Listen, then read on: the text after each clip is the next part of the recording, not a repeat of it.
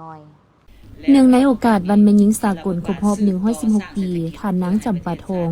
ทาลุงแสงจันทร์กรรมการคณะบริหารงานศูนย์กลางสหพันธ์แม่หญิงลาวรองประธานสมาคมนักธุรกิจหญิงทั้งเป็นผู้อำนวยการบริษัทลาวอินเตอร์เทรดจำกัดผู้เดียวได้ให้สัมภาษณ์ต่อทีมข่าวโทรภาพนครหลวงจันทร์ถึงบทบาทอันพ้นเด่นของหญิงลาวในปัจจุบันที่ก้าวขึ้นมาเป็นเจ้าของกิจการหลายขึ้นพร้อมนี้ยังได้แสดงความภาคภูมิใจที่เห็นแม่หญิงลาวมีบทบาทสำคัญในภารกิจสร้างสรรค์พัฒนาประเทศชาติโดยเฉพาะการยืนอยู่แถวหน้าของการเป็นเจ้าของธุรกิจซึ่งมีอัตราเพิ่มขึ้นอย่างชัดเจนเมื่อเทียบใส่20 ปีผ่านมาในนั้นแม่หญิงลาวของเฮาถ้าเปรียบเทียบใส่20 ปีก่อนเนาะก็มีเห็นว่ามีเปอร์เซ็นต์เพิ่มขึ้นมีจำนวนหลายขึ้นที่เป็นเจ้าของกิจการนะอันนี้มันนั่นนะเป็นนั่นนะการเฉลิมฉลองอันสำคัญหนึ่งเพราะว่ามันเป็นการทรงพลังต่อให้เด็กรุ่นหนุ่มนะในการกล้าคิดกล้าเฮ็ดกล้าทำและกล้าอยากเป็นผู้นำในอนาคตนะอันนี้เป็นพลังอันสำคัญให้น้องน้อยนะในนามมันข้าพเจ้าเป็นตัวแทนนักธุรกิจแม่หญิงนี้นะข้าพเจ้าอยู่ในสมาคมฮั่นก็ในรับผิดชอบเรื่องงานที่พัฒนาน้องแม่หญิงนะสร้างความเข้มแข็งให้น้องแม่หญิงตั้งแต่ขั้นรากฐานนะโดยเฉพาะแม่นครอบครัวใดที่อยากพันโตจากการเฮ็ดให้เฮ็ดนามีอาชีพหลักอยู่แล้วแล้วยังมีอาชีพเสริมเนาะของเฮาก็เป็นแห้งอันนึงที่พักหลังเขาเจ้าช่วยเขาเจ้าที่เริ่มธุรกิจจากศูนย์เนาะจากเบิ่งทายแห้งเขาเจ้าอยู่อ้อมข้างเขาเจ้ามีว่าเขาเจ้ามีหยังที่สามารถพันเปลี่ยนมาเป็นเงินได้ที่สามารถผลิตมาสร้างมูลค่าเพิ่มให้เนาะมาเป็นเงินท่านข้าพเจ้าก็ได้พัฒนาเรื่องงานตัวนี้เนาะแล้วจากการพัฒนาธุรกิจที่เริ่มจากศูนย์แล้วกับพัฒนาธุรกิจน้อยเป็นขนาดกลางพัฒนาธุรกิจขนาดกลางขนาดขนาดใหญ่แล้วก็จนส่งออกสู่สากลได้นะสิ่งสำคัญแม่นนั่นนะก็ข้าพเจ้าได้ช่วยพัฒนาธุรกิจนี้แม่นเรื่องสำรวจตลาดเนาะเรื่องก่อนเฮาจะผลิตสินค้าอันใดนึงออกมาเฮาต้องรู้ว่าตลาดต้องการหยังเฮาจะเฮ็ดจังไดให้ได้ขายในตลาดเนาะพวกเฮาจะไปผลิตตามอำเภอใจเฮาหรือว่าตามลำพังเฮามักบ่ได้เพราะว่าถ้าเฮาต้องการเงินเฮาต้องซอกหาสินค้าตัวที่ตลาดต้องการเนาะอันนี้โดยอิงใส่ทายแห้งและจุดแข็งแต่ละแข็งก็แตกต่างกันไปนะจะบ่คือกันนครหลวงก็อีกแบบนึงเนาะถ้าอยู่เขตทางไกลโซเวตก็อีกแบบนึงธุรกิจตั้งแต่ต้นน้ำกลางน้ำปลายน้ำเนาะที่ข้าพเจ้าร่วมกันพัฒนาน้องหญิงต้นน้ำให้อย่างใดสำรวจตลาดมาออกแบบสินค้านะกลางน้ำเด้พัฒนาให้มันอายุมันยืนสามารถเดินทางไปไกลได้โดยว่าจะเย็นแบบนี้นะแล้วปลายน้ำซอกตลาดลงให้ห้านค่าใหญ่ที่พวกเราเป็นเซ็นเครือข่ายไว้ก็สามารถช่วยเหลือน้องแม่หญิงคันทักถามได้เพื่อเป็นรายรับอันนึงเข้าครอบครัวนะเพราะว่ากำลังของน้องแม่หญิงนี่นะเขาจะมีพลังหลายถ้าว่ารวมตัวเอากลุ่มคนเหล่านี้เข้ากันเปลี่ยนจากพลังของแม่หญิงธรรมดากลายเป็นพลังเศรษฐกิจนะสามารถเป็นเสาค้ำของชาติอย่างยืนยงได้สิ่งที่น่าภาคภูมิใจของสมาคมนักธุรกิจหญิง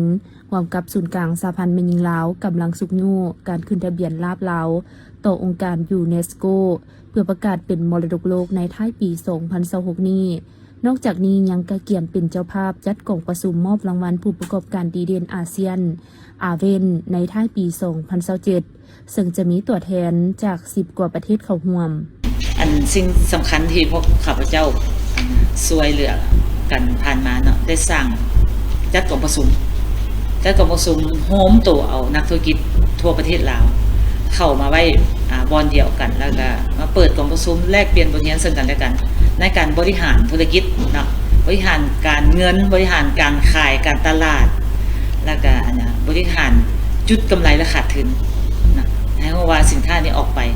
ต้นทุนมันอยู่เท่าใดเฮาขายออกไปได้เท่าใดนะจะค่อยได้กำไรแต่ว่าบนพื้นฐานที่ลูกค้าสามารถจับต้องได้นะบ่สูงเกินไปนะนี่เป็นพวกข้าพเจ้าเฮ็ดมาทางภายในนี่มันเริ่มตั้งแต่สร้างตั้งนักธุรกิจแม่หญิง ทั่วทุกแข่งตอนนี้ได้7แข่งละพวกเขาก็จะสืบต่อสร้างตั้งต่อไปเนาะสร้างตั้งนักธุรกิจยิงแต่ละแข่งแล้วก็แต่ละแข่งเพิ่นก็ไปสร้างตั้งนักธุรกิจขั้นเมืองเนาะขั้นเมืองก็รวบรวมเอาผู้ที่มีทางแห่งขั้นบ้านเนาะคัดเลือกมาอยู่ในองค์กรเนาะพวกเขาจะสร้างจากผู้ช่วยให้เป็นผู้นำสร้างจากผู้ช่วยให้เป็นเจ้าของธุรกิจเนาะความเข้มแข็งก็ต้องเป็นหญิงที่ว่าเราสร้างเนาะ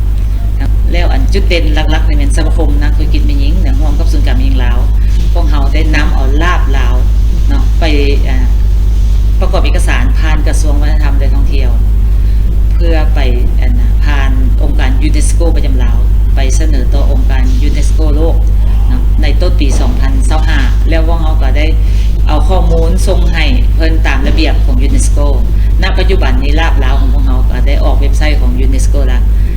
ได้ข่าวว่าเพิ่นจะมอบไปยั่งยืนนี้ว่าลาบนี้เป็นของคนลาวแท้เป็นเสื้อสาดลาวแท้เพิ่นจะมอบให้เฮาอยู่ปีท้าย2026นี้เพิ่นจะจัดอยู่ที่ประเทศจีนจัดอยู่เซี่ยงไฮ้คันซั่นแล้วข้าพเจ้าก็พร้อมด้วยคณะจะได้ไปรับเอาใบยั่งยืนอันนี้เป็นเกียรติอันนึงเนาะเป็นความภาคภูมิใจนึงของคนลาวเฮาข้าพเจ้าก็สิไปนำเอาใบยั่งยืนฉบับนี้มาเป็นผลงานมาฝากทานเนาะทุกๆทานว่าลาบลาวของเฮาก็ไปยืนอยู่ในเวทีสากลแล้วเนาะปีนี้ก็เป็นปีพิเศษอันนึงเฮาได้เป็นสมาคมนักธุรกิจหญิงได้เป็นเจ้าภาพอาเว่นเนาะเพราะเพิ่นให้เฮาเป็นเจ้าภาพอาเว่นใน2ปี2026กับ2027นี่พวกเฮาจะได้จัดกองประชุมต้อนรับ10กว่าประเทศเนาะแต่ละประเทศก็มา10ฐานที่มารับไปยั่งยืนหรือว่าใบเกียรติคุณนี่แหละเนาะผู้ประกอบการดีเด่นประเทศละ10ฐานของเราก็จะได้มอบให้เพิ่นเนาะในท้าย2027นี้ท้ายสุดนี้ข้าพเจ้าอยากอวยพรนะให้ป้าบรรดาป้ากันนำภาครัฐก็ทางนักธุรกิจทุกท่านและครอบครัวจงมีสุขภาพเข้มแข็งสืบต่อพัฒนาสร้างสรรค์เศรษฐกิจให้เป็นกลายเป็นเสาค้ำอันสำคัญของชาติข้าพเจ้าขออวยพรให้บรรดาทานเนาะกันทุกรัฐทุกทานจงมีสุขภาพเข้มแข็งท่านนางจำปาทองได้กล่าวอีกว่าในนามผู้ที่ได้รับความไว้เนื้อเชื่อใจจากประชาชนและการนำภาครัฐให้เป็นตัวแทนสภาขอให้คำมั่นสัญญาว่าจะตั้งหน้าปฏิบัติหน้าที่ใกล้ชิดติดแทนกับประชาชนเพื่อรับฟังเสียงเรียกร้องต้องการและนำเสนอต่อสภาแห่งชาติโดยเฉพาะแม่นการสุกยูกฎหมายและระเบียบการต่างๆเพื่อปกป้องสิทธิผลประโยชน์ของแม่หญิงและเด็กน้อยให้มีความรัดกุมและเข้าถึงนโยบายต่างๆให้หลายขึ้นองค์การศึกษาธิการและกีฬาเมืองศรีสัตนาจัดพิธีสรุปและมอบรางวัลการแข่งขันกีฬานักเรียนสามัญศึกษาทั่วเมืองประจำศุกร์เฮีย2025-2026ขึ้นในวันที่5มีนาคม2026อยู่ที่เดินกีฬาป่านเตะนิวอารีนาโดยการเข้าร่วมของท่านพันประสงค์ไสยวงศารองประธานคณะกรรมการปกครองเมืองศรีสัตนามีบรรดาองค์การอ้อมข้างผู้บริหารการศึกษาภายในเมืองตลอดฮอดครูอาจารย์นักเรียนและนักกีฬาที่เข้าร่วมการแข่งขันในพิธีท่านวายุแห่งดาววงไซหัวหน้าของการศึกษาธิการและกีฬาเมืองศรีสัตนาได้กล่าวถึงจุดประสงค์ของการจัดกิจกรรมแข่งขันตลอดฮอดรายงานละเอียดว่าโดยปฏิบัติตามหาหลักมูลของการศึกษาที่กระทรวงศึกษาธิการและกีฬาวางออกซึ่งเวียกงานศิลปะกีฬาเป็นเวียกงานหนึ่งที่นอนอยู่ในเวียกงานหาหลักมูลของการศึกษาโดยทางเมืองได้ถือเป็นเวียกงานที่สำคัญได้จัดตั้งปฏิบัติตามแผนกิจกรรมประจำศุกร์เฮียนในทุกปีสำหรับการแข่งขันกีฬาประจำศุกร์เฮียนนี้ได้เริ่มขึ้นในระหว่างวันที่6 กุมภาพันธ์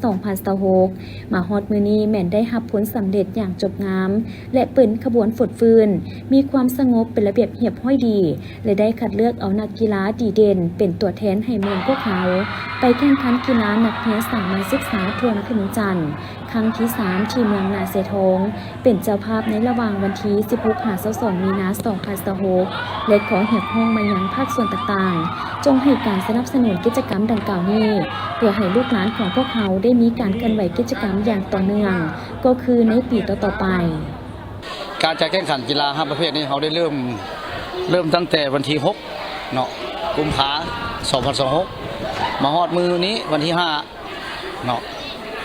มีนา2026ก็ได้สำเร็จเนาะการแข่งขันกีฬา5ประเภทนี้มีกีฬา เตะบานเนาะยิงซ้ายเนาะบานส่งยิงซ้ายกระต้อยิงซ้ายเปตั้งยิงซ้ายและแล่นหลานเนาะการจัดนี่เขาจะจัดอยู่4ระดับเนาะ4ระดับอันหนึ่งกับม.ต้นหนึ่งกับอนุบาลเนาะอนุบาลอัน2กับประถมอันที่3กับม.ต้นเนาะที่4กับม.ศเนาะฉะนั้นแล้วการแข่งขันฮอนมื้อนี้ก็ได้รับผลสำเร็จเนาะและการแข่งขันนี้เนาะบรรดาโรงเรียนก็ได้ให้การร่วมมือในการจัดขบวนการกีฬาครั้งนี้ก็เพื่อต้อนรับวันเขาต่างๆของชาติเนาะเป็นต้นเป็นการเลือกตั้งสมาชิกสภาแห่งชาติชุดที่10และชุดที่5นครหลวงวิจันทร์แล้วก็เป็นการสร้างความสามัคคีฮักแพงระหว่างนักเรียนอนุบาลประถมม.ต้นม.ปลายทุกม.ศิลป์การแข่งขันกีฬานักเรียนครั้งนี้ประกอบมี5ประเภทโดยมีการแข่งขันนับแต่ชั้นอนุบาลประถมม.ต้นและม.ปลายทั้งหญิงและชายซึ่งมีคือกีฬาบานเตะเข้าร่วมแข่งขันมี69ทีม2กีฬากระโต้มี50ทีม3กีฬาบานทรงมี55ทีม4กีฬาเปตังมี28ทีม5กีฬาแลนในระยะ30แมตช์และ60แมตช์มี32คนในท้ายพิธีทานพันประสงค์สยามวงศ์ยังได้มีคำเห็นในการจัดกิจกรรมดังกล่าวจากนั้นก็ได้มีการมอบรางวัลให้บรรดานักกีฬาที่ได้สำเร็จการแข่งขันกีฬาประเภทต่างๆโดยมีขันรางวัลและเงินรางวัลตามแต่ละประเภทกีฬาอีกด้วยเพื่อสร้างความหับหูและเข้าใจเกี่ยวกับโครงการขนส่งแบบยืนยงในตัวเมืองนครหลวงจันทร์หรือโครงการรถเมล์ด่วน BRT ให้สังคมได้หับหูโดยเฉพาะน้องนักเรียนที่อยู่เรียบตามเส้นทางของโครงการได้เข้าใจถึงจุดประสงค์หลักและการบริการที่มีคุณภาพของรถเมล์ด่วน BRT พร้อมทั้งหันมาสวมใส่รถสาธารณะให้หลายขึ้นเพื่อลดพรการเกิดอุบัติเหตุแก้ไขการสัญจรแออัดทั้งรักษาสิ่งแวดล้อมเฮ็ดให้ตัวเมืองนครหลวงจันทร์น่าอยู่ขึ้นกว่าเก่าดังนั้นมาในวันที่5มีนาคม2026นี้คณะรับผิดชอบโฆษณาโครงการรถเมล์ด่วน BRT นำโดยทานสายธนงอุ่นศรีดาห้องหัวหน้าคณะโฆษณาอบรมนครหลวงจันทร์พร้อมด้วยคณะได้ลงเผยแพร่เอกสารที่มีความหมายความสำคัญเกี่ยวกับการขนส่งแบบยืนยงอยู่ที่โรงเรียนม.ศ.มิตรภาพลาวเวียดนามโดยได้มีครูอาจารย์และน้องนักเรียนเข้าร่วมรับฟังเป็นจำนวนหลายการลงโฆษณาครั้งนี้ทั้งคณะทีมงานแม่นได้นำเอาเอกสารทั้ง2ฉบับนำมาเผยแพร่ประกอบมีเอกสารเกี่ยวกับความหมายความสำคัญของโครงการขนส่งแบบยืนยงในตัวเมืองนครหลวงจันทร์หรือรถเมล์ด่วน BRT และเอกสารเกี่ยวกับการนำใช้เส้นทางที่มีการปรับเปลี่ยนทิศทางการสัญจรใหม่ใน9เส้นทางเขตตัวเมืองนครหลวงจันทร์เพื่อสร้างความรับรู้เข้าใจให้แก่ครูอาจารย์และน้องนักเรียนเกี่ยวกับโครงการรถเมล์ด่วน BRT ตั้งแต่เริ่มต้นโครงการจนถึงการก้าเกี่ยมจะเปิดให้บริการในวันที่10มีนาคม2026ที่จะมาถึงนี้เพื่อให้ประชาชนชาวนครหลวงจันทร์หันมาสวมใส่บริการรถเมล์สาธารณะหลายขึ้นโดยเริ่มต้นจากนักเรียนนักศึกษาเพื่อลดพรปัญหาการสัญจรที่แออัดสร้างความปลอดภัยต่อการเดินทางลดเวลาประหยัดค่าใช้จ่ายและทางได้รักษาสิ่งแวดล้อมที่สำคัญแม่นด่วนทันกับเวลาเนื่องจากว่ารถเมล์ด่วนแม่นระบบรถเมล์ที่บริการอย่างมีประสิทธิภาพด้วยความว่องไวและคุณภาพดีเส้นรถเมล์ด่วนจะมีช่องจราจรเฉพาะมีด่านกลางระหว่างช่องจราจรบ่มีคนเก็บค่าโดยสารมีบ่อนขึ้นลงรถเมล์อยู่กับช่องจราจรและเป็นรถเมล์ที่มีสิทธิพิเศษในทาง4แยกนอกนี้ยังได้มีนโยบายปีหรือบัตรรถเมล์ให้แต่ละประเภทกลุ่มอาชีพเช่นบุคคลทั่วไปนักเรียนนักศึกษาพนักงานบำนาญผู้เฒ่าคนพิการโดยมีราคาเริ่มต้นเที่ยวละ 7,000 กีบต่อคนส่วนเด็กน้อยนักบวชและนักหุบเก่าแม่นขี่ฟรีโดยบ่ได้เสียค่าสำหรับการบริการแม่นจะแล่นทุกวันจันทร์หาวันอาทิตย์เริ่มแต่เวลา 6:00 น. จนถึงเวลา 22:00 น. ที่จะแล่นเข้าออกตัวเมืองผ่านทั้งหมด19สถานีเส้นเริ่มต้นแต่สถานีดงโดกมศบ้านผักซีเกมสังคูบ้านสะพังเมิกทาง450 ปีธนาคารส่งเสริมกสิกรรมธนาคารพงศวรรณบ้านพักขาววิวมอโรงเรียน SOS หอพิพิธภัณฑ์ไก่สอนศูนย์ ICTC บ้านพ้นพะเนาพวนเค็งสุภานุวงศ์พ้นสะอาดประตูไซวัดธาตุฝุ่นและตลาดเศร้าเสียชีวิต ปัจจุบันขบวนการให้วัคซีนกันพยาธิแห่งชาติสำหรับวัคซีนพยาธิโปลิโอแม่นพร้อมจัดตั้งปฏิบัติอย่างกว้างขวางซึ่งมีความหมายและความสำคัญแก่เด็กเป้าหมายที่มีอายุรุม5 ปีที่เข้าโรงเรียนและบ่ได้เข้าโรงเรียนในทั่วประเทศดังที่พวกเราฮู้นำกันแล้วว่าอยู่ในลาวได้รับการรายงานกรณีที่พบเชื้อพยาธิโปลิโอและพยาธิหมากแดงที่ถูกยั่งยืนจากห้องวิเคราะห์จากประเทศญี่ปุ่นและศูนย์วิเคราะห์ระบาดวิทยาของลาวในปี 2025และได้ถูกประกาศเป็นประเทศที่มีการระบาดของพยาธิโปลิโอและการระบาดพยาธิที่กันได้ด้วยวัคซีนซึ่งได้เกิดขึ้นในหลายแขวงหลายเมืองโดยเฉพาะ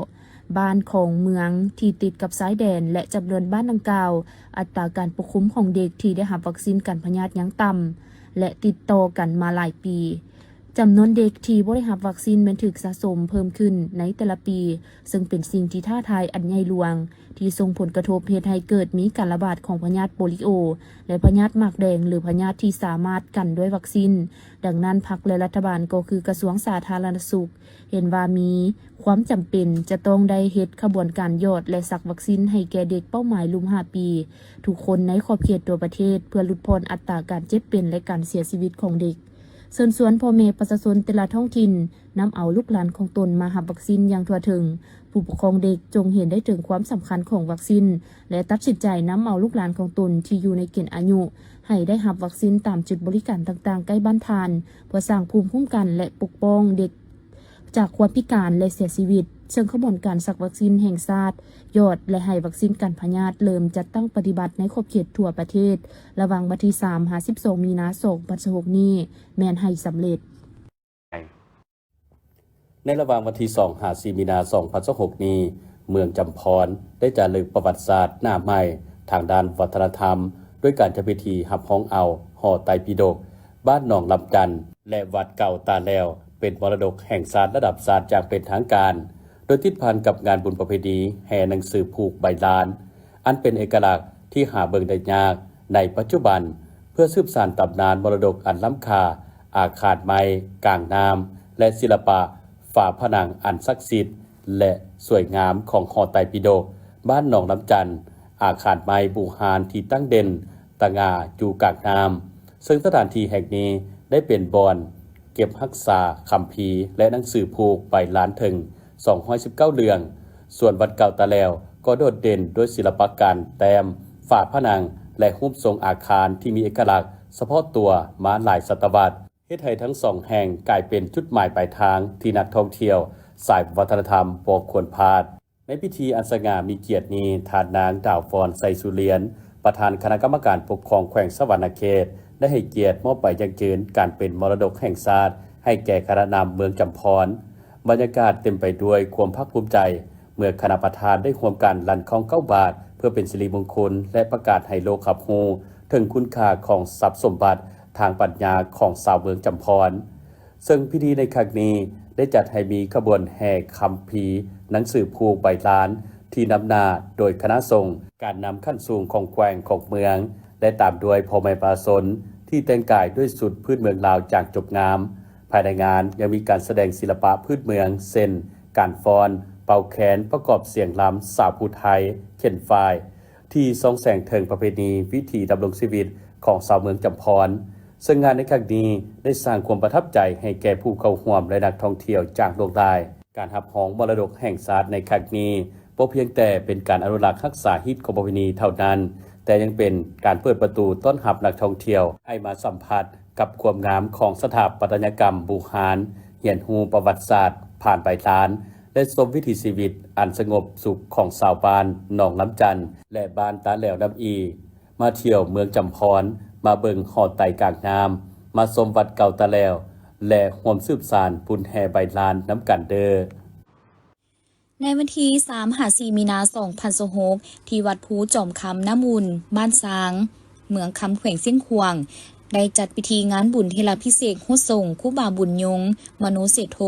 ตื่มนามยศเป็นพระอาจารย์โดยการเข้าร่วมของพระอาจารย์เกตตลินติขะปัญโย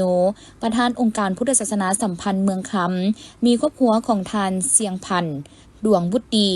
นางงุ่มในน้ำเป็นเจ้าศรัทธาลักษ์พร้อมด้วยญาติพี่น้องบ้านบัวและเจ้าศรัทธาสาวพุทธศาสนิกชนภายในบ้านสร้างและขอบเขตบ้านใกล้เคียงเข้าห่วม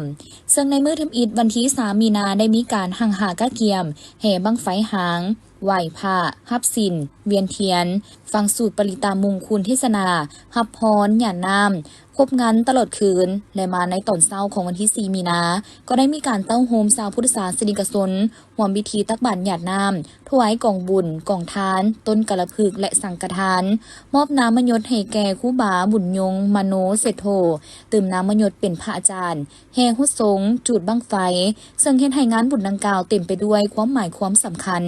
ทางนี้ก็เพื่อให้งานบุญเทลาพิเศษฮุดสงครูบาบุญยงมโนเศรษโธตื่มน้ำมยศเป็นพระอาจารย์ที่เต็มไปด้วยบรรยากาศคึกคืนเบิกบานม่วนซื่นที่มีชาวพุทธศาสนิกชนมาร่วมทำบุญและฮุดสงเป็นจำนวนหลงหลายในนั้นได้แสดงให้เห็นว่าชาวพุทธให้ความเลื่อมใสศรัทธาในพุทธศาสนาและเข้าวัดฟังแผนกสาธารณสุขแขวงสารวันได้เปิดกระบวนการจัดตั้งปฏิบัติให้วัคซีนกันพยาธิแห่งชาติหรือวสสให้กับกลุ่มเด็กน้อยเป้าหมายอายุสูตรมือ5 ปีลงมาได้จัดขึ้นในวันที่2 มีนาคม 2026ที่โรงเรียนประถมนาเล็กเมืองสารวันแขวงสารวันโดยการเข้าร่วมของทานแวนเพชรลัดดาวงศ์รองประธานคณะกรรมการปกครองแขวงสารวันประธานคณะกรรมการส่งเสริมความก้าวหน้าของแม่หญิงและเด็กน้อยขั้นแขวงดร.นางบุญโฮมโงนกระเสริมสุขหัวหน้าแผนกสาธารณสุขแขวงมีคณะกรรมการเพื่อความก้าวหน้าของแม่หญิงและเด็กบรรดาการนำขั้นแขวงเมืองพนักงานแพทย์หมอครูอาจารย์และผู้ปกครองเด็กพร้อมด้วยลูกหลานน้อยเข้าร่วมท่าน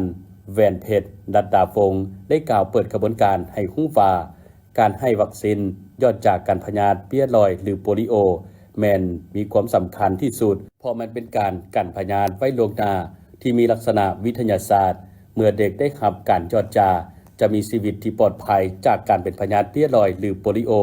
และสักยาวัคซีนกันพยาธิมากแตกใหญ่มากแตกน้อยให้กับเด็กกลุ่มเป้าหมายนับแต่อายุ0-59 เดือนเพื่อรับประกันให้เด็กน้อยทุกๆคนที่เกิดมาทางอยู่ในตัวเมืองและชนบทได้รับวัคซีนอย่างทั่วถึงเพราะให้เด็กคนใดพลาดโอกาสเพื่อให้เขาเจ้าได้เข้าถึงการบริการพื้นฐานที่สำคัญของการรักษาสุขภาพที่จำเป็นและถูกต้องลดผ่อนอันตรายการเจ็บเป็นและเสียชีวิตของเด็กในโอกาสเดียวกันนั้นท่านได้เรียกร้องมายังอำนาจการปกครองทุกขั้นเป็นเจ้าการติดตามและสุกยูกระบวนการดังกล่าวให้ได้รับการจัดตั้งปฏิบัติอย่างทั่วถึงแน่ใส่หันเอาเวียกงานสาธารณสุขลงสู่หักทานให้กลายเป็นกระบวนการของทั่วปวงชนเพื่อให้สุขภาพของแม่หญิงและเด็กน้อยมีความปลอดภัยจากการติดพยาธิที่สามารถกันได้ด้วยวัคซีนพร้อมทั้งเอาใจใส่ปลุกระดมทั่วสังคมได้เผยแพร่ข้อมูลข่าวสารให้กว้างขวางและให้ผู้ปกครองเด็กเห็นได้ความสำคัญของการให้วัคซีนและนำพาน้องน้อยไปรับวัคซีนตามจุดบริการต่างๆในขอบเขตทั่วแขวงสารวันก็คือประดับเมืองเพื่อสร้างภูมิคุ้มกันป้องกันเด็กน้อยให้มีความปลอดภัยกระบวนการให้วัคซีนกันพยาธิแห่งชาติได้เริ่มจัดตั้งปฏิบัติพร้อมกันในขอบเขตทั่วประเทศก็คือแขวงสารวันซึ่งระยะที่1จัดขึ้นในระหว่างวันที่2-51 มีนาและระยะที่2จะจัดขึ้นในวันที่23 มีนาวันที่2 เมษายน 2026จึงสำเร็จจากนั้นท่านรองประธานคณะกรรมการปกครองแขวงสารวันและบรรดาการนำขั้นแขวงขัดเมืองและภาคส่วนต่างๆก็ได้ร่วมกันยอดจาให้เด็กที่เข้าร่วมงานในครั้งนี้ตื้มอีก กองประชุมดังกล่าวได้จัดขึ้นในวันที่3-4 มีนาคม 2026อยู่ที่สโมสรเมืองไซผู้ท้องแขวงสวรรณเขตโดยการเป็นประธานของปริญญาเอกวันแสงแก้วบุญพันธ์เลขาคณะบริหารงานพรรคเมืองไซผู้ท้องมีบรรดาสหายคณะประจำพรรคเมืองคณะบริหารพรรคเมืองเลขาหน่วยพรรคห้องเลขาหน่วยพรรคหัวหน้าห้องการเลขาหน่วยพรรคบ้าน41บ้านอ้อมข้างเขตเทศบาลเมืองเข้าร่วมในกองประชุมครั้งนี้ปริญญาเอกวันแสงแก้วบุญพันธ์ได้กล่าวเปิดกองประชุมขึ้นอย่างเป็นทางการพร้อมทางซี่นำพาการดำเนินกองประชุมตามวาระในกองประชุมในครั้งนี้สหายภูสวรรค์เทพศรีทารองประธานคณะกรรมการปกครองเมืองก็ได้สรุปตีราคาคืนการซี่นำพาผลสำเร็จในการจัดตั้งปฏิบัติแผนดำเนินงานของคณะบริหารงานพรรคเมือง1 ปี 2025 และทิศทางแผนการต้นเดือนปี 2026 จากนั้นบรรดาสหายในคณะผักเมืองก็ได้พัดเปลี่ยนกันขึ้นเสนอเวียกงานในขงเขตเวียกงานตนรับผิดชอบอย่างกงไปกงมาพร้อมทางเจาะจิ้มและชี้แจงเวียกงานที่ตนรับผิดชอบสูงซึ่งในปีผ่านมาผลงานอันพ้นเน้นแม่นการขยายตัวของ GDP ในระดับ 5.60 ส่วนห้อยรายได้เฉลี่ย39ล้านกีบต่อคนในนั้นกสิกรรมขยายตัว5ส่วนห้อยอุตสาหกรรมขยายตัว 7.60 ส่วนห้อยบริการขยายตัว 8.63 ส่วนห้อยการพัฒนาเศรษฐกิจสังคมของเมืองได้ทั้งหมด20โครงการมูลค่า 62.84 ตื้อกีบเท่ากับ154.36 ส่วนห้อยของแผนในนั้นทุนรัฐ2โครงการทุนสมทบรัฐประชาชน1โครงการช่วยเหลือเพื่อการพัฒนา1โครงการทุนประชาชน17โครงการการลงทุนของเอกชนภายในและต่างประเทศมีมูลค่า 37.50 ตื้อกีบการจัดเก็บรายรับของงบประมาณได้ 6.97 ตื้อกีบปฏิบัติได้ 3.82 ตื้อกีบมดปี2025การผลิตข้าวปฏิบัติได้ 63,056 ต้นในเนื้อที่เก็บเกี่ยว 14,351 เฮกตาร์กรมประชุมครั้งนี้ยังได้ผ่านข้อตกลงของคณะประจำพรรคเมืองว่าด้วยการยกย้ายพนักงานรัฐกรตกลงยกย้ายทานคำภูสุทธิวงศ์หัวหน้าห้องการอุตสาหกรรมและการค้าและทานบุญปนโคนสวรรค์ห้องหัวหน้าอุตสาหกรรมการค้าเมืองไปประจำการอยู่ห้องว่าการปกครองเมืองเพื่อล้อท่ารับอุดหนุนบำนาญและผ่านมติตกลงมาด้วยการแต่งตั้งคณะหน่วยภาคภาคทานห้องการอุตสาหกรรมและการค้าเมืองแต่งตั้งสหายคำวางจันทศรเป็นเลขาหน่วยผักสหายท้องไหลแสงพระจันทร์เป็นห้องเลขาเป็นกวดการหน่วยผักตกลงแต่งตั้งทานคำวางจันทศรเป็นหัวหน้าห้องการอุตสาหกรรมและการค้าทานท้องไหลแสงพระจันทร์เป็นห้องหัวหน้าห้องการอุตสาหกรรมและการค้าเมืองสหายคำการคุ้นกงใจห้องหัวหน้าห้องการอุตสาหกรรมและการค้าเมืองและผ่านข้อตกลงว่าด้วยการแต่งตั้งพนักงานรัฐกรแต่งตั้งหัวหน้าหน่วยงานของห้องการอุตสาหกรรมการค้าเมืองมี4หน่วยงานที่ขึ้นกับโดยให้เกียรติมอบมติตกลงให้ผู้ที่ได้รับหน้าที่ใหม่ของปริญญาเอกวันแสงแก้วบุญพันธ์และในพิธีทานนางอาลีวงนอบุญธรรมประธานศูนย์กลางสหพันธ์แม่หญิงลาวได้กล่าวว่าวันแม่หญิงสากลได้กำเนิดเกิดขึ้นในสภาพเศรษฐกิจของศักดินาและนายทุนขยายตัวแม่หญิงถูกกดขี่ขูดฮีดอย่างนักหน่วงเฮ็ดเวียกหลายชั่วโมงแต่ได้รับค่าจ้างราคาถูกเฮ็ดเวียกบ่มีการรับประกันบ่มีระบบปกปักรักษาสุขภาพของแม่หญิงและเด็กน้อยต่อสภาพดังกล่าวกรรมกรแม่หญิงจึงได้สามัคคีกันลุกขึ้นต่อสู้โฮมซุ่มนุ่มประท้วงคัดค้านการให้ค่าแรงงานต่ำสถานที่เฮ็ดเวียกบ่รับประกันต่อสุขภาพในวันที่ 8 มีนาคม ปี 1908 แม่หญิงได้เดินขบวนอยู่เมืองนิวยอร์กทวงให้นายทุนลดพรชั่วโมงเฮ็ดเวียกหยุดเซาการกดขี่ขูดฮีดแรงงานเด็กทวงให้แม่หญิงมีสิทธิ์ออกเสียงเลือกตั้งและลงรับสมัครเลือกตั้งการเดินขบวนประท้วงภายใต้คำขวัญข้าวจีดอกกุหลาบข้าวจีหมายถึงเศรษฐกิจดีขึ้นดอกกุหลาบหมายถึงสุขภาพที่ดีขึ้น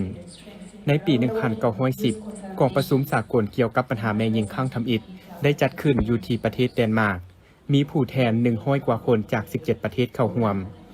กองประชุมได้รับรองเอาวันที่ 8 มีนาของทุกๆปีเป็นวันแม่หญิงสากลดังนั้นวันที่ 8 มีนาจึงกลายเป็นเหตุการณ์การเมืองที่สำคัญเป็นขีดหมายแห่งไสยชนะพื้นฐานของขบวนการแม่หญิงสากลในการต่อสู้ทวงเอาสิทธิผลประโยชน์อันเป็นธรรมภายใต้คำขวัญ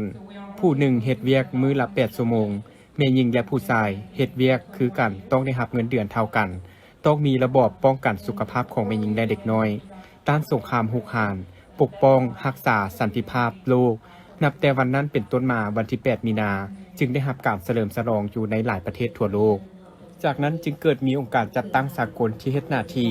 ปกป้องสิทธิผลประโยชน์อันชอบธรรมของแม่หญิงและเด็กน้อยเช่น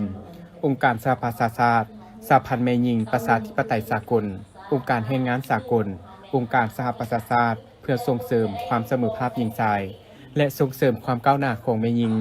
พรรคและรัฐบาลสปป.ลาวได้กำหนดแนวทางนโยบายต่อการพัฒนาการปกป้องสิทธิผลประโยชน์ของแม่หญิงการส่งเสริมความก้าวหน้าของแม่หญิงและความเสมอภาคหญิงชายอยู่ในรัฐธรรมนูญและกฎหมายหลายฉบับและได้สร้างตั้งบรรดากลไกเพื่อเป็นบอนอิงในการจัดตั้งปฏิบัติเวียกงาน การส่งเสริมแม่หญิงให้มีบทบาทนำพาแม่นสำคัญหลายต่อการสุขยุกระบวนการพัฒนาในประเทศชาติก็คือทั่วโลกดังนั้นปัญหาของแม่หญิงจึงถูกกำหนดในเป้าหมายสหัสวรรษด้านการพัฒนาหรือ SDG ในเป้าหมายที่ 5 บรรลุความเสมอภาคระหว่างหญิงชายและความเข้มแข็งให้แก่แม่หญิงและวัยหนุ่มหญิง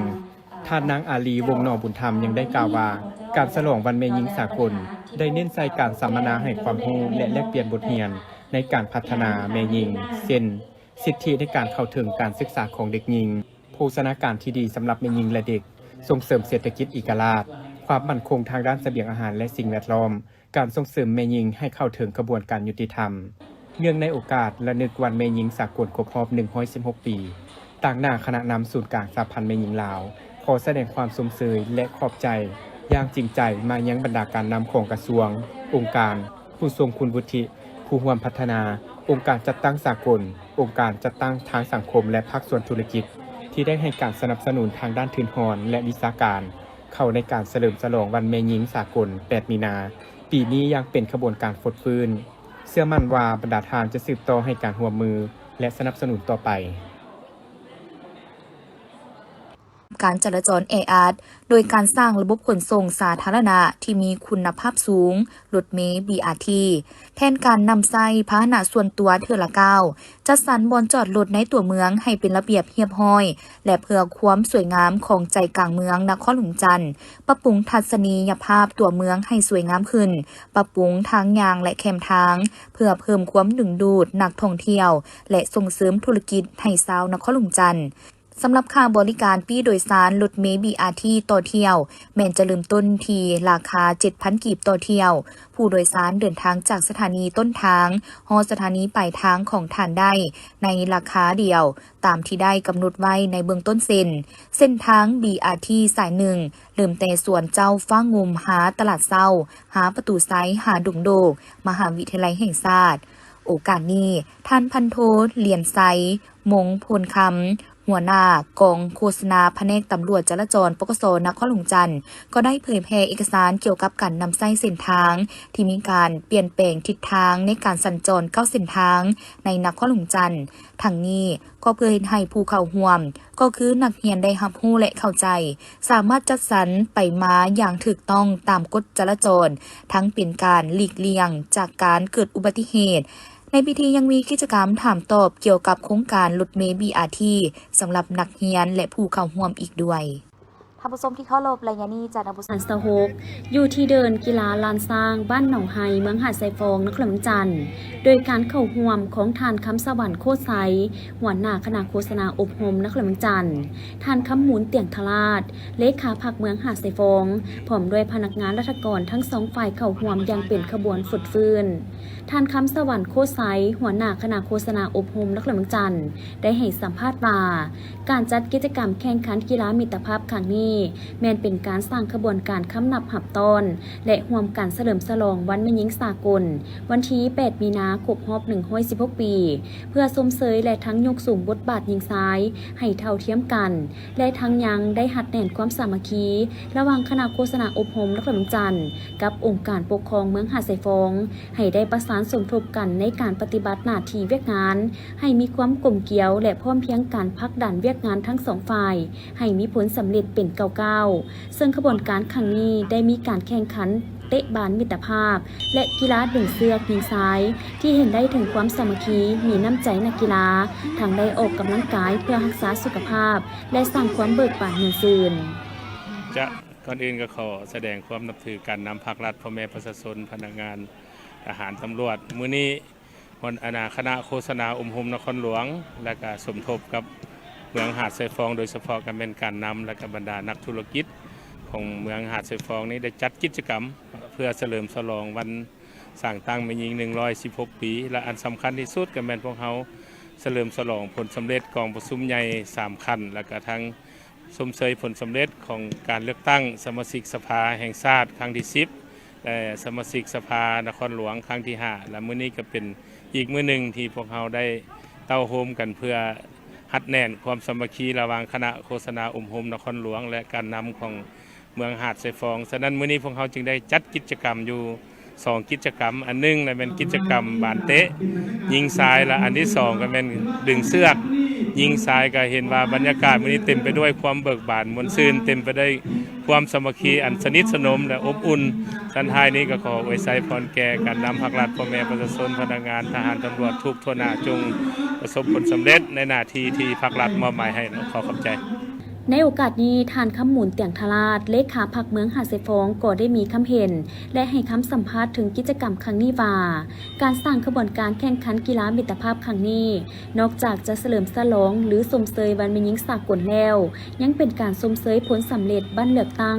สมาชิกสภาแห่งชาติและสมาชิกสภาประชาชนนครเวียงจันทร์ที่หาก็สำเร็จซึ่งเลือกได้สมาชิกสภาประชาชนนครเวียงจันทร์เขตเลือกตั้งของเมืองจำนวน5 ท่านคือว่ามื้อนี้ก็มีความรู้สึกเป็นเกียรติอย่างสูงที่ได้ร่วมกับสภาแม่หญิงเมืองหาดทรายฟ้องเนาะเพื่อสร้างกิจกรรมเฉลิมฉลองวันแม่หญิงสากลเนาะครบรอบ116 ปีเนาะดังนั้นจึงได้ให้ทางสภาแม่หญิงเมืองขึ้นแผนเนาะจุดประสงค์ก็เป็นเพื่อเป็นการเฉลิมฉลองวันแม่หญิงแด่แล้วก็เป็นการเฉลิมฉลองผลสำเร็จบัตรการเลือกตั้งเนาะสมาชิกสภาอัน3มาก็เป็นเพื่อเป็นการสร้างสรรค์ความสามัคคีระหว่างองค์การปกครองเมืองก็คือสภาแม่หญิงเมืองร่วมกับโฆษณาคมนครหลวงเวียงจันทน์เนาะฉะนั้นเฮ็ดได้ให้เวียกงานต่างเก่าในตัวหน้าเนาะพวกเราก็จะเฮ็ดเป็นการสืบสานมิตรภาพการร่วมมือกับการโฆษณา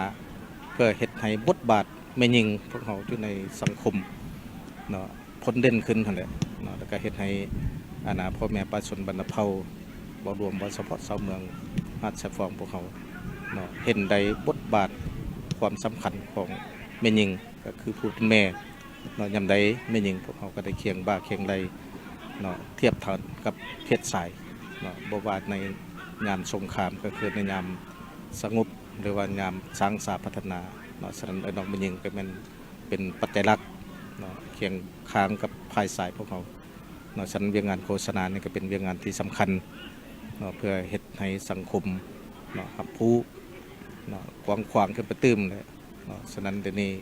เนาะองค์การจัดตั้งต่างๆอยู่ในบ่ว่าแต่อยู่เมืองพวกหักฐานบ้านเดี๋ยวนี้พวกเขาก็ส่งเสริมบทบาทแม่หญิงนี่เนาะหลายเดี๋ยวนี้มาเบิ่งรวมแล้วองค์การจัดตั้งต่างๆเนาะอยู่ในทางพรรครัฐพวกเขาก็เป็นล้วนแล้วแต่น้องแม่หญิงพวกเขา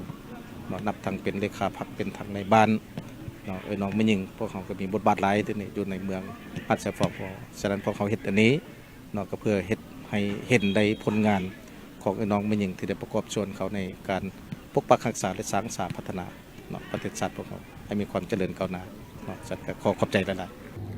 สำหรับกิจกรรมแข่งขันกีฬามิตรภาพเพื่อสร้างขบวนการคำนับหับต้นและสมเสยวันแม่หญิงสากลครั้งนี้แม้นได้รับการสนับสนุนจากบริษัทส่วนวัฒนธรรมเสียงควรที่ได้เป็นเจ้าภาพจัดกิจกรรมร่วมกับคณะโฆษณาอบรมนครเวียงจันทน์และองค์การปกครองเมืองหาดทรายฟ้องโดยเฉพาะแมนทานนางสอยสุดาอินเมืองไซประธานบริษัทส่วนวัฒนธรรมเสียงควรและทางได้รับเลือกตั้งเป็นสมาชิกสภาประชาชนนครเวียงจันทน์ประจำเขตเลือกตั้งเมืองหาดทรายฟ้องเป็นสมัยที่2ซึ่งเป็นนักธุรกิจหญิงผู้หนึ่งที่มีความสามารถและมีบทบาทในเวียกงานการเมืองก็คือเป็นตัวแทนของประชาชนเพื่อนำเอาปัญหาและหางเสียงของพ่อแม่ประชาชนเข้าไปนำเสนอต่อกองประชุมสภาประชาชนนครเวียงจันทน์เจ้าวันนี้ก็รู้สึกเป็นเกียรติและดีใจหลายเนาะที่ได้เป็นตัวแทนในการสนับสนุนงานกิจกรรมครั้งนี้ในนามบริษัทส่วนวัฒนธรรมเสียงควรจำกัดผู้เดียวเนาะร่วมกับโฆษณาอบรมนครหลวงเวียงจันทน์ร่วมกับองค์การปกครองเมืองเนาะเพื่อส่งเสริมกิจกรรมเพราะว่าตลอดระยะผ่านมาหันช่วงวันเลือกตั้งเห็นว่าอันซื่อเนาะโดยเฉพาะกับเป็นโฆษณาอบรมนครหลวงเพื่อนก็ได้เป็นใจกลางในการโฆษณาประชาสัมพันธ์โฆษณาหาเสียงต่างๆช่วยพวกเรามาตลอดฉะนั้นก็ถือโอกาสนี้เนาะในโอกาสที่จะฮอดวันแม่หญิงกันนะเนาะสร้างตั้งแม่หญิงแล้ววันที่8 เดือน 3ก็จะมาฮอดนี้เขาก็เลยว่าจัดกิจกรรมนี้เพื่อเป็นการส่งเสริมไอ้น้องแม่หญิงเขาแล้วก็สร้างบทบาทไอ้น้องแม่หญิงเขาก็ซับมิตรระหว่างองค์การปกครองนครหลวงเนาะกับเมืองหาดทรายฟ้องและกับบริษัทของพวกเขาให้มีความฮัดแน่ความสามัคคีหลายขึ้น